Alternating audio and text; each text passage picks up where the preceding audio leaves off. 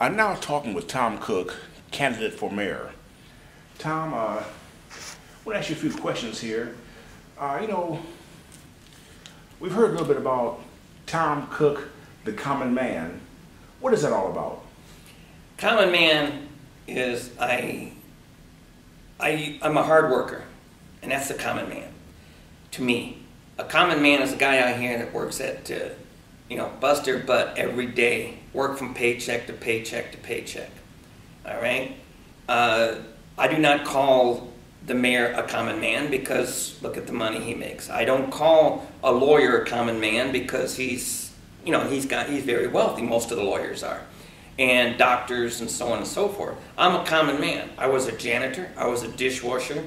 I was shoveled snow, worked at farms. I've done just about everything, and that's a common man that wants to get their hands dirty and work from paycheck to paycheck, and that's what I am.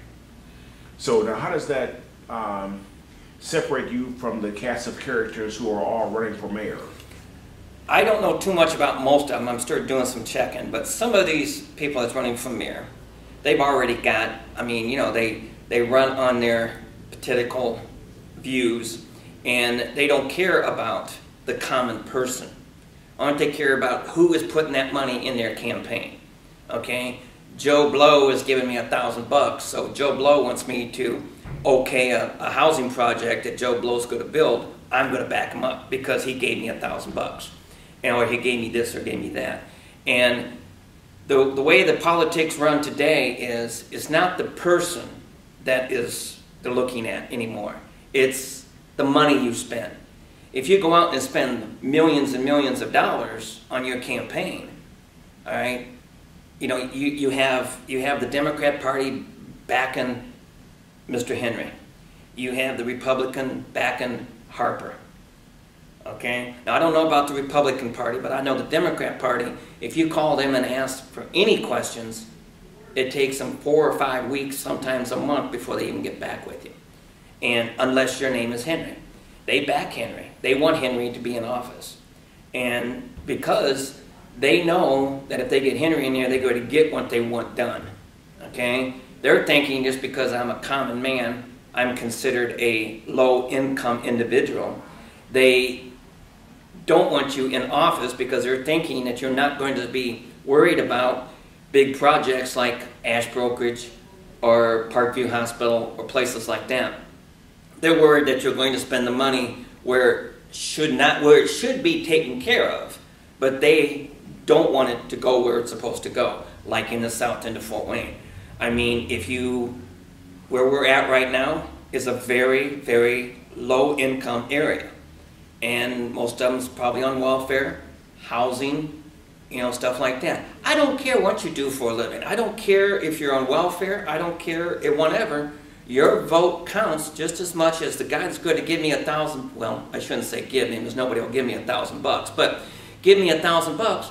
I'm not going to pay attention to him. I'm going to pay attention to you because you are the person that keeps the backing of our city. It looks like to me it is, because you look like I walked around today, okay, and I looked at some of these neighborhoods, and I'm very shocked to see these neighborhoods the way they are. I mean, curbs is not even, it's falling apart. Some of these don't even have walkways where you can walk down on a wheelchair. You have to walk over the curb, There's water standing in the middle of the sidewalk where you have to walk through the water to get around. But if you go on the north end of Fort Wayne, or you even go downtown, you might see it, but not as much as you do in this area here. So you're saying that perhaps the south side is a little bit neglected? Yes. A little bit. They are being neglected. I was born and raised in Fort Wayne, Indiana. I was born on the corner of, I was raised on the corner of Broadway and Kennard here in Fort Wayne. That is the south end of town. I went to Southside High School, I went to Hoagland Elementary, and I went to Fairfield Junior High. And I graduated. And I'm not a very intelligent person. I'm just a C-average person. But hey, people are laughing. I mean, I'm getting a lot of people, you're running for mayor? Why? Why are you running? You know you're not going to get the vote. I'm just out here to prove to people that the low-income people there are people out here that do care about the low-income people. And I want the people to know that, that they're, they're just because you know, you feel that you're out here in this neighborhood and you don't want to vote because you know your vote, you're thinking your vote don't count. But your vote does count. And this is one, I mean, I'm talking to some other people about setting up a table over here at Walgreens, or even here at the Urban League, to put voter registration here. And a lot of people are saying, no way, no way.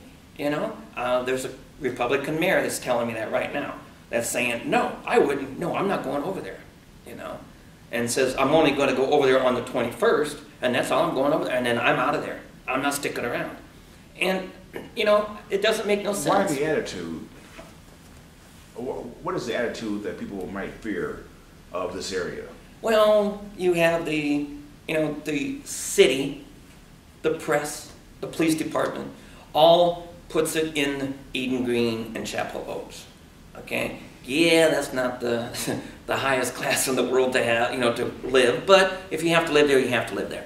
I had a store not too far away from here. Okay?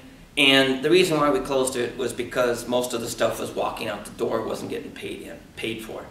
Okay? Then we had some other problems along with it.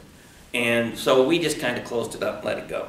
But the thing is when you talk to people, you know, there's a store sitting over here that needs to put stores in.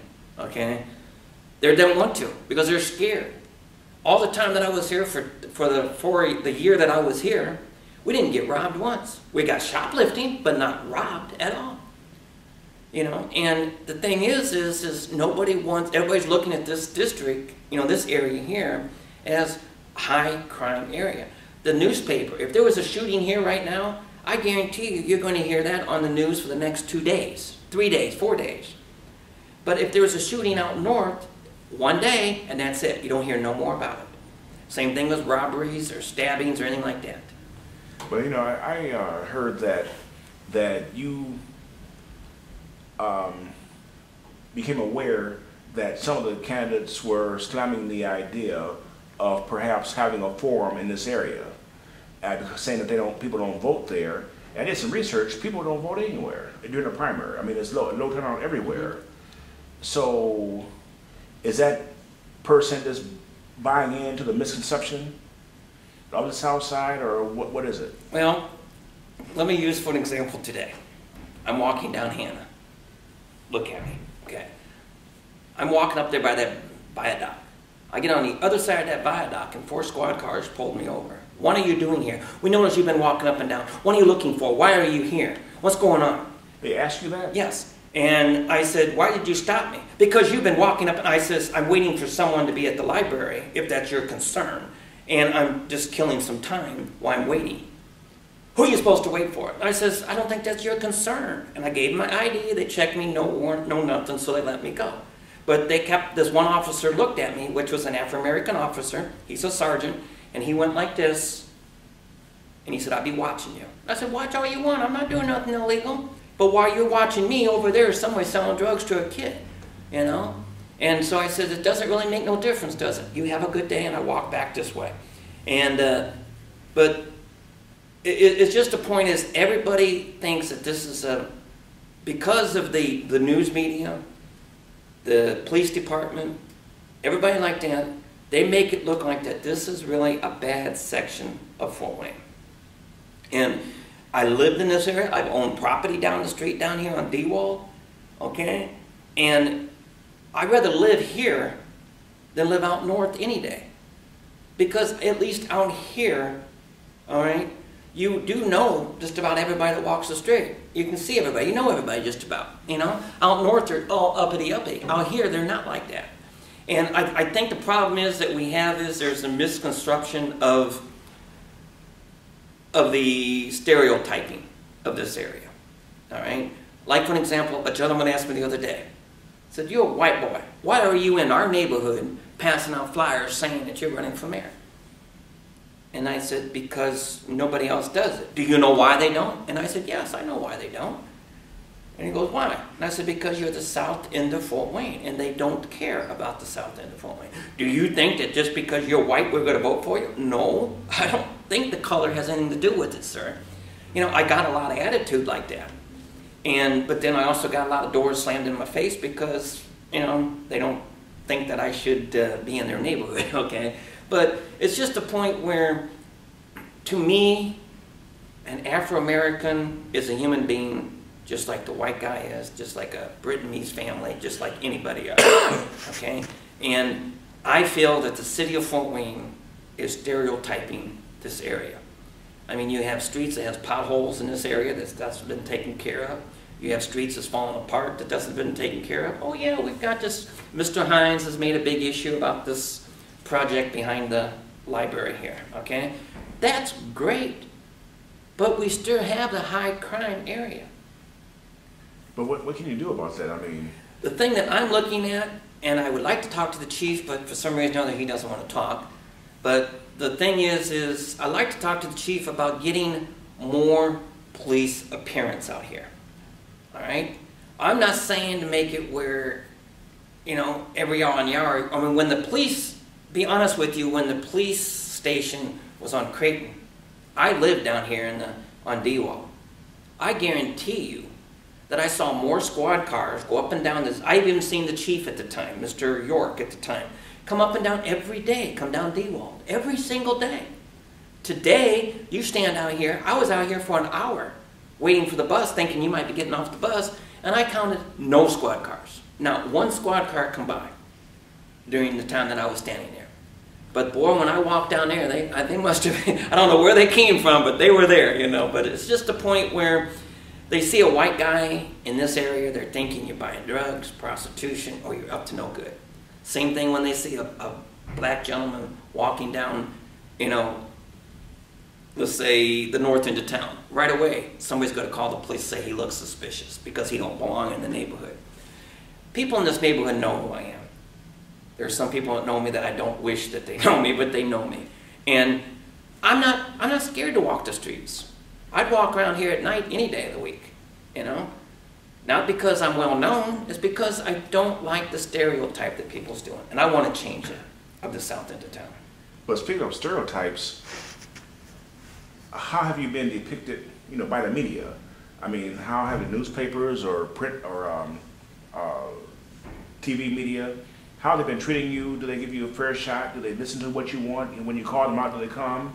You know, how has that been? Because you might be stereotyped from all types of perspectives. I'm very much of not too well liked with the city, period. City Is that because you speak up a lot? That's because I speak up. I don't care whose toes I hurt. If you don't believe me, ask Mr. Hines. Him and I, we butt heads a lot. And he sees me, how you doing, Mr. Cook? He might hold it against me, but publicly he talks to me. If the news media, okay, I called the news media when I put my name out there that I was running. I had a news release. 2 people showed up. That's it. And nobody did a story except Journal-Gazette and 55, and that's it. Journal-Gazette was like this, okay, and that's about it. And that day is the only day that you've seen me on 55. If I'm out in a crowd someplace, okay, like let me use for an example the march. I watch that, all right? And I'm right here, I see a camera, I'll jump over just for the fun of it, just to see how they're going to react. They'll move that camera because they don't like me being out there doing what I'm doing, you know? And here's another camera sitting there. Now, 55 got me a couple times, but that was it. 15, 21, they moved the camera away, you know? And like yesterday, for example, you can watch channel 15 and you can see it. There's a gentleman that sits here on the side here. They show him, but for some reason or another, I'm not there. I can't see how they did that because I'm sitting like this, but I'm blocked. They cannot see me. He's sitting right there. And it's just like, how can you do that? I don't know how they do it, but they do it. And yes, they don't like me because I come straight out and say it the way it is. All right? I'm sick and tired of the way that the money is being spent on downtown river development. Things that, I mean, let's get honest here. How many of people that's going to be common people, like myself, like you, like half the people that live in this neighborhood, is ever going to go to Ash Brokerage? I wouldn't even be able to get a job there because you've got to have a lot of qualification. Why are we putting that there where it's at? Because he is a big supporter of the mayor. He's a big supporter of some other people, all right? If you look at their campaign, They might not be using their common name, their name, but they're using another name. That's where the money's going for. And I mean, let me use for an example, I've done some checking. There was an organization called Fort Wayne Realty. I checked it out. There is no such thing as Fort Wayne Realty here in Fort Wayne. There was this guy out of town that gets on the internet and sees neighborhood code notified, and that they told me this now. So I told him I was with the newspaper just to see how they're going to react. And he opened up to me just like I was really a newspaper. And he told me straight up, he said that neighborhood code calls me and says, this section of Fort Wayne, we're working on getting them all condemned. We're giving you these addresses. And he bids on before they even start coming up for being condemned. He only puts his bid out there. And then when it's tax sale, like he bought a vacant lot for $12,000 right on Pontiac. Why would you pay $12,000 for a vacant lot that you can't build nothing on? Okay? That's when I asked him. And he hung up the phone after that question. And I don't know if he realized I wasn't with the paper one, I don't know. But, you know, it was just kind of weird that when I mentioned, why did you pay $12,000 for a vacant lot on Pontiac? What would you suggest? Or what do you think that his motive might have been? Downtown Fort Wayne is coming this direction, coming south. Okay? It's just about up this part. And if you noticed, you go down Harrison, they want to put that big old plant there with the I&M there. But right across the street there was a bar. There was an architect. Those two buildings are now vacant. I know the bar owner, and he's not telling me what's going on. I said, what's happening here? You moved away. What happened? Nobody's saying anything. He's using the excuse of the tower's going to be built for I&M, thinking that there's going to be a lot of radioactive and stuff like that. But they're not even thinking about that that area right now. All right, they're talking about it, but they're not actually serious about building there at this time. They're going to eventually, but not right now, they're saying. But the thing is anytime that you bring up anything about the south end of Fort Wayne, all right, you go down, let's just say you walk, just go straight down this way and start walking that direction. And then start walking that direction. And you can count how many condemned houses are in this section of Fort Wayne. Just this area here alone, how many is condemned? You go, and it's open to the public. You go, you got to sign an affidavit. Yeah, I want information about this house here. All right, you get it. Most of these houses are condemned because the utilities were shut off. Then the utilities get turned on, neighborhood code comes back and says, oh no, you need to put railings up here. Oh no, you need this. Oh no, you need that. Then the landlord ends up saying, the hell with this, and just let it go. And then here comes this big investor, comes in and looks at this house and says, oh, look at this, this house is condemned, let's check it out. And then all of a sudden, they wait until demolish time. When it's demolished time, they go and buy the vacant lot. And it sits vacant. We pay people from the city to go mow it or whatever, okay? And then eventually, here comes this other, the lot next to it comes vacant, the lot beside that comes vacant. Next thing you know, the whole block comes vacant, and when we have another ash brokerage going on, you know? And to me, I'm thinking there's a lot of problems that's in Fort Wayne that a lot of people just want to shove underneath the rug. And I'm bringing a lot of this stuff up. And I think this is why I'm getting the negative attitude from the press. You know, now some of the things that they don't want to talk about or confront right now, by you bringing these things up, how is that good for the community? Well, good for the community is here, I'm a person that's bringing it up. At the forum, I'm going to bring up some things at the forum. When it comes time for the questions to the mayors, I'm going to ask them these questions. And then I'll even answer the questions for myself too. Because I feel that this money, the legacy money, is not being spent like it should be. The only thing that I like that the legacy money's been spent on is the McMillan Arena, Park Arena. Okay? That's the only thing that I see that's really good that I would be considered go-to. I'm never going to go to Ash Brokerage. I will never go to St. Francis Theater down there on the on Berry, okay? I will never go to these places that they, you know, because they don't want somebody like me to walk into their building. I would be asked to leave as soon as I walk in the building. But the mayor says that's good for the community. The city council says that's good for the community. The community is not just the rich people. The community is the poor and middle class. When you get elected to office, If what are you going to be? What's going to be your top priorities to change immediately? What would you do if you once you got in on day one? First thing I get rid of is that 311. That's a big joke.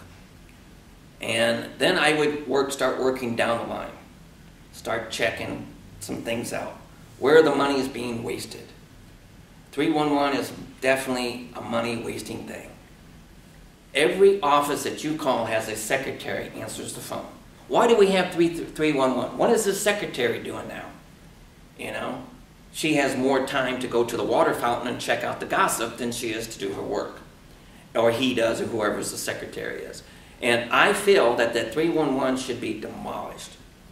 Because nothing gets done like they said it does. Oh, everybody worships that 311. Everybody worships neighborhood code. Okay? But if you deal with 311, now like if I call up and say hi, everybody knows my voice at 311. What is 311? 311 is an information center for the city of Fort Wayne. If you want to call the mayor's office, you call that number that's in the phone book for mayor's office, but it goes directly to 311.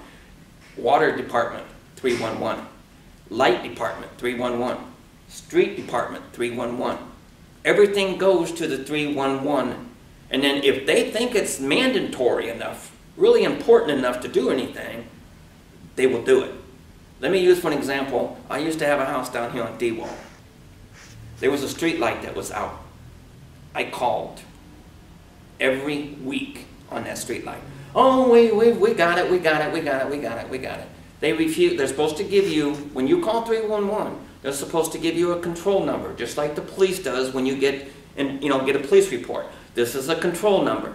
You ask for that control number. If they don't give it to you, you ask for it because they have to give you a control number. Even though they give you a control number doesn't mean they're actually going to do anything, but they have to give you a control number. But anyway, back to the light, they gave me a control number. I call them and say, hey, I've been calling about this light. The control number is this. Oh, it's going to be worked on tomorrow. Tomorrow never got here. So one day I happened to see a guy working on another street light down the street. So I walked down there. I said, hi, how are you? And he goes, fine. I said, I hope you go on down by my house down there and get this street light. It's been out for almost 3 months now. He goes, where's it at? And I told him. He goes, you got the number? I said, yeah. I worked in my wallet. I pulled out the poll number. And he looked at it. He calls the office. They said, we don't have no report. I said, 311's supposed to call. Hold on a second. So he calls somebody. And that person said 311 never turned it in. So he called a supervisor. The supervisor said, get over there and fix that right now. So it was fixed. All right? Same thing with an alley problem that we had in that area. We had an alley problem. You know, really rough. Turned to 311. Oh, yeah, we got it taken care of. No, they didn't do nothing. I'm the one that got it taken care of. And, you know, this is the way it works with 311. And, you know, they do not, if they don't, just like anything else, if they don't like you, they're not going to really worry about what you do. I know for the alley, for an example, everybody in that neighborhood complained about that alley. Everybody. And everybody got the control number, but nothing has been done. Finally, I got tired. And I went down here to the office of the street department. Walked right on in there. I'm not supposed to be in there, but I walked in there. And I told the lady, I said, my name is Tom Cook, and I live at this address, and we've been calling 311 about this alley. And I said, it is bad. I said, the trucks, I mean, it's getting so bad with the garbage men, when they almost have to go into people's yards because that hole there in the alley is so deep where they're afraid they're going to lose their garbage truck. That's a little exaggerating, but that's what I said. And they said, well, hold on a second. And they looked down there and said, we don't have nothing about that. So then that day a supervisor came out, and that week we had a new alley. Well, it was paved, but it wasn't new, but it was paved. And that was great, you know. But it was 311, they only do what they think is necessary to do. You know, what is your vision for a broader Fort Wayne? What do you see this town being looked at as, or being, you know, what kind of an image or reputation do you want to create here so that when other people are outside of Fort Wayne look at us, you know? The main thing that I would like to see is a lot more jobs available out here. All right?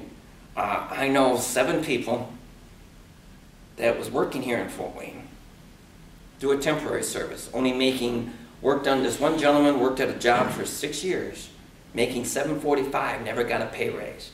Showed up on time every day, he was there great, everything like this, never got a pay raise.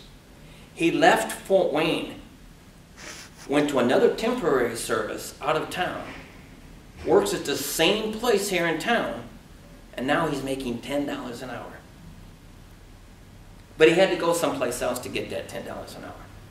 And this is what I'm looking at. I want to see more jobs for the low-income people, the people, high school people, the dropouts, whatever, prisoners, whatever, okay? Another thing that I'm very upset about is when you fill out an application now, the application says, are you a felon? And I don't think that is right for them to ask that question if it wasn't. If I'm working as a cashier, yeah, I could see if I'm a felon because I robbed somebody. They don't want me as a cashier. But if I'm just a janitor, no, I don't see. I mean, if I was a shoplifter and I'm working in an office, I can't see them saying that. And I think that should be taken off of the applications because of that reason. Because you served your time in jail, you know, and you have a really rough life once you get out of jail as a felon. Because I know a couple of felons. And I mean, they served their time, they did their time, they did what they're supposed to do, and they're out here trying to get a job. And they can't even clean up dog manure at the humane shelter, let alone work anyplace else. And I think that's sad. Another thing is I like to see, again, I like to see, I don't care if it's the South End, North End, West End, East End, whatever end you live in, you all are going to be treated the same way.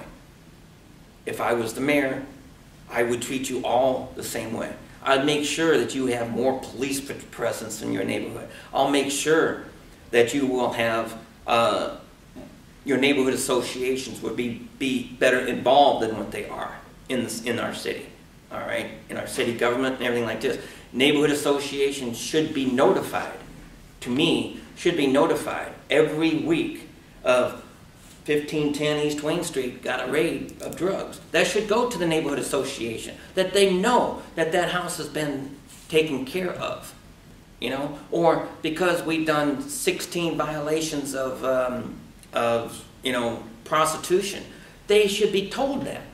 Because a lot of people don't know what goes on in their neighborhood. They show up for the neighborhood association, they've got a liaisons officer, he just shows up when he feels like it, and then tells them, oh, we're working on this, we're working on that, but nothing's actually being done.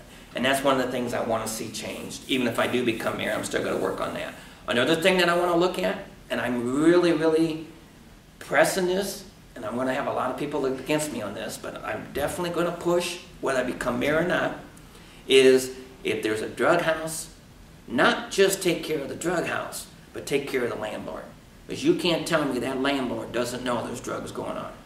We just made a big cocaine bust here in Fort Wayne, all right? And national news, it's all over now, okay? That we were the #1 area of the drug, you know, crown tail here in Fort Wayne. And I would not be, I mean, I'd be very embarrassed to say that we have that kind of a situation in town. But that's all over the United States, that's not just here in Fort Wayne.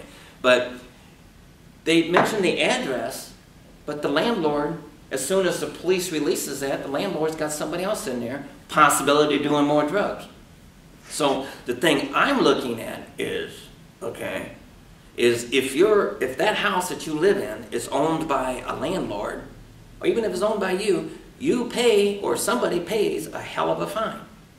And the 4th time around, instead of paying that fine, you lose that house, and then the money for that auction goes towards drug, in education on drugs or whatever, okay? As long as it goes into the drugs. That's what we was going to start that. But the problem was is they thought that was just, you know, really bad. No. You know, I used to be a landlord. One of my houses got busted. Oh, here comes Mr. York telling me that, oh, we're going to take your house. Because he was in charge of the narcotics at the time. We're going to take your house. We're going to do this. We're going to take your car. We're going to do blah, blah, blah. They didn't do nothing.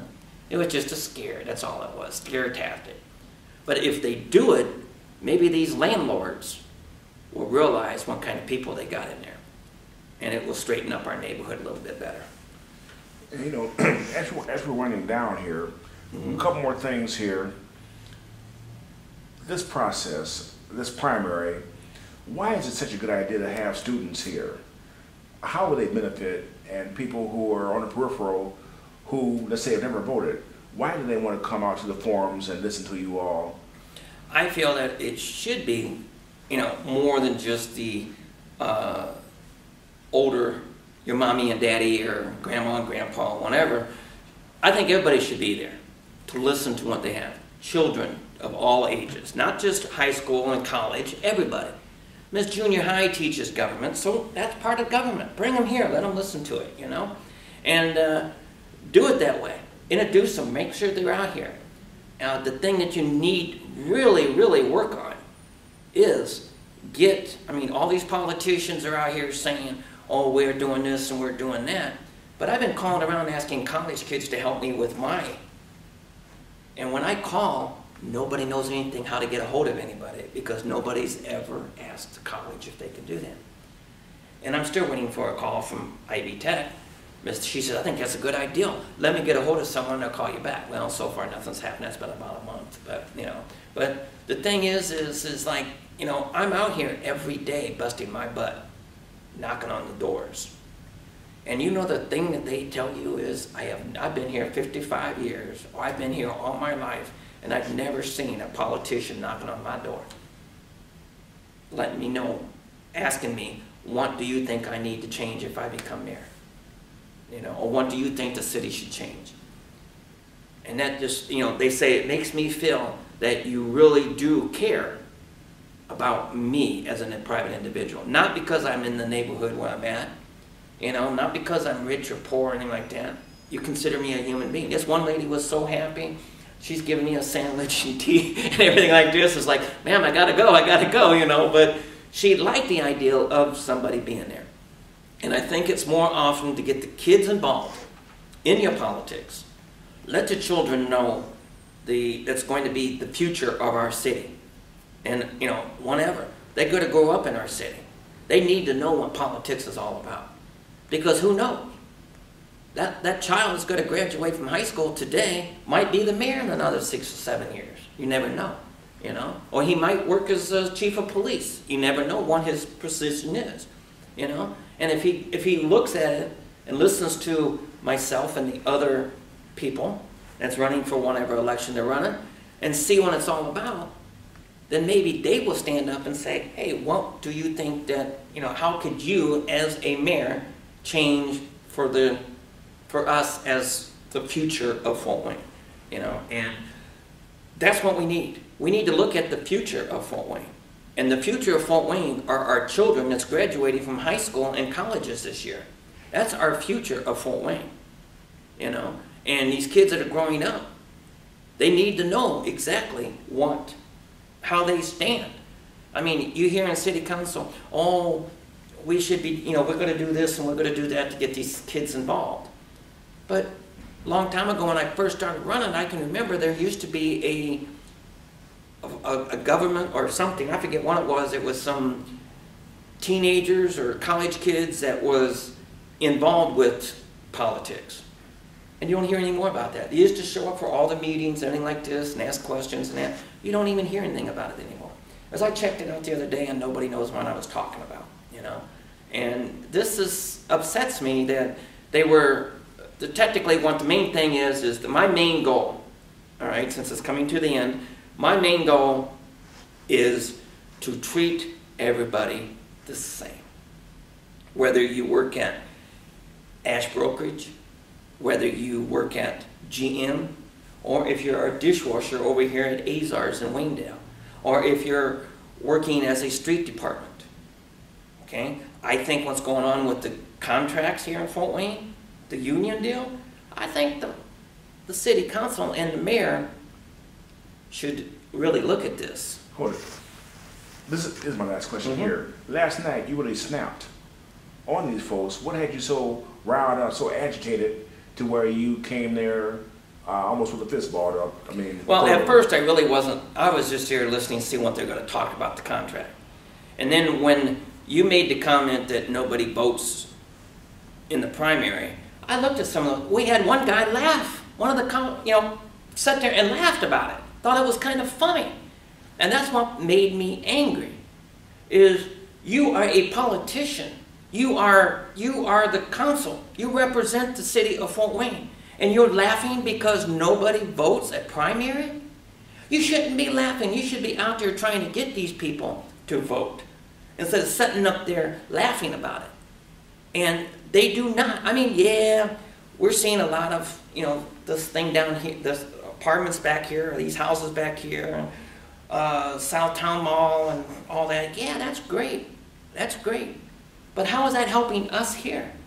Because the money the taxpayers is paying in taxes here is not coming into this area of town. It's going over as brokerage, it's going over to wherever. And this is the thing I get at.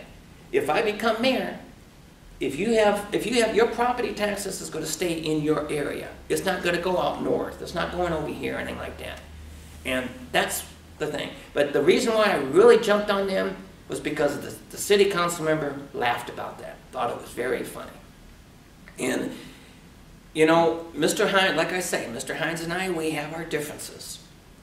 But, Mr. Hines has never told me, but he's told a lot of people.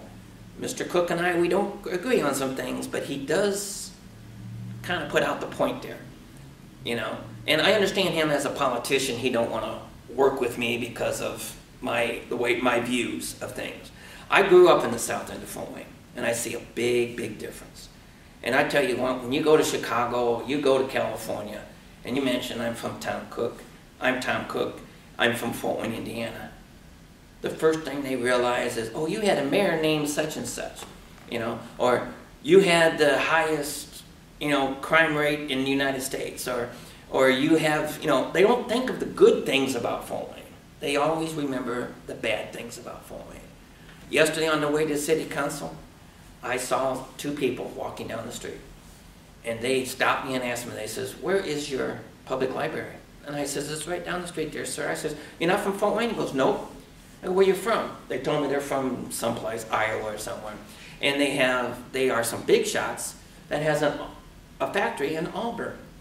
They came down here for some kind of a play that's going on at the embassy or someplace. And they got here a little early, so they decided to go look around. And I said, well, good, I'm glad that you came. And he goes, well, we heard that Fort Wayne's really a good city and everything like this, but the thing you need to do is they need to put out where everything's at. Because when somebody comes into Fort Wayne, like I'm going to say at the Hilton, I asked the lady at the Hilton where the library is, and she didn't even know where the library's at, but she works at the Hilton. Come on now, you should know that stuff, And we used to have these little things that sit on the corners of the maps that's telling you where everything's at. They got rid of that, We just, the thing is we need to bring more jobs into Fort Wayne. And I'm not talking factories, anything like this, just jobs, period, in here. For an example, this is my last, hopefully this will be the last, but I called around the other day just to ask why they didn't choose downtown Fort Wayne to put a restaurant in. I'm not going to mention the restaurant's name. He said, we talked about it. We actually talked to the Downtown Improvement District. When they were going to give me this building, they told me where it was at. It was at Midtown Crossing, and it's right next to the dentist place there on Washington. I think it's called New York Dentist. It's a big vacant building. They were going to put me in there. They were going to charge me this much money, square footage of this, okay? Then I had to pay for parking. My people had to come to my restaurant to pay for parking. There's no front door service. I had to pay for somebody to shovel my walk. I had to pay for somebody to come along and pick up paper. And I looked at him and I said, are you really serious? That I have no front door parking, but you're charging me more money than if I went out to Glenbrook and got it. Well, think about, he's telling me the good things. You buy the library, you buy this, you buy that, blah, blah, blah. And he said, I don't look at it that way. I look at it as parking for people that don't come downtown, They have to pay $2.75 or whatever it is to park there to come to my restaurant. He goes, let's be serious. Would you do that? And I says, no. And where he's at now, he said, I got front door service. He said, they come straight on in. They sit down, they eat, and they leave, or they go shopping someplace else. But he says, I'm paying $1,000 difference than what they were going to charge me downtown. He wouldn't tell me how much the rent was, but he told me that. When I called district about it, they kind of like, well, we won't discuss that, like that. So, Well, I'll tell you what, Tom, it's been very interesting listening to you, and hopefully you'll have a chance to get out more and get your views more around Fort Wayne here. And, do you have a contact number or any way that a person who wants to work on your campaign can do so? Yeah, they can call me at 260-222-3226, which is my cell phone, or they can email me at tomcookformayor@gmail.com.